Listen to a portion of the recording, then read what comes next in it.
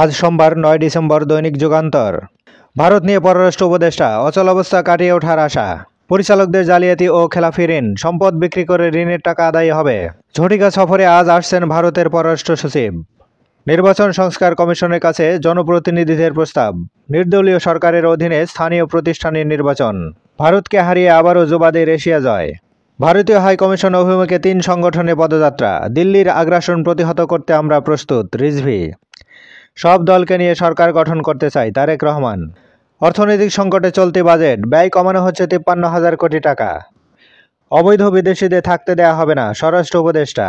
দেশ ছেড়ে নিরুদ্দেশ president, দামেস্কে curfew, সিরিয়ায় আসাদের পতন। শেষের পাতা। প্রযুক্তিগত দক্ষতা উন্নয়নের প্রভাব, চাকরি হারাতে পারে ১৮ লাখ মানুষ। বিআইডিএস এর গবেষণা, সম্ভাবনাও আছে অনেক। পোশাক শিল্পে নারীদের অংশগ্রহণ কমছে। এলডিসি উত্তরণে চ্যালেঞ্জে পড়বে তৈরি পোশাক খাত। ডক্টর ইউনূস ও মিরান্ডা সিসন্সের বৈঠক। মিথ্যা প্রচারণা প্রতিরোধে মেটার প্রতি আহ্বান। প্রধান উপদেষ্টার প্রেস উইংসের ব্রিফিং। শেখ হাসিনাকে ফেরত চাওয়ার প্রক্রিয়া চলছে। সারা দেশে স্কুল শাখা খুলে ১,০০০ কোটি টাকা হাতিয়ে নেয়ার কৌশল। ভয়ঙ্কর এক অপরাধী অধ্যক্ষ সোহাগ। প্রাথমিকের শিক্ষক নিয়োগে আগের মতো কোটা নয়, গণশিক্ষা উপদেষ্টা। গণমামলায় গণ আসামি থাকবে না, ডিএমপি কমিশনার। বাংলাদেশ ভারত উত্তেজনা, ভিসা জটিলতার বিকল্পের সন্ধানে রোগীরা। চিন্ময় দাসকে প্রধান করে ১৬৪ জনের নামে মামলা।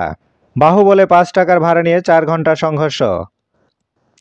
আহত অর্ধশত, ২০ দোকান ও ২টি ট্রাকে আগুন। নতুন ধান উঠলেও চালের দাম বেড়েছে রংপুর, দিনাজপুরে। সপ্তাহের ব্যবধানে কেজিতে বেড়েছে ৪ থেকে ৫ টাকা। চাল বিক্রেতারা দুষছেন মিল মালিকদের। ডেঙ্গুতে আরও ৭ মৃত্যু, রোগী ভর্তি ৫৯৬।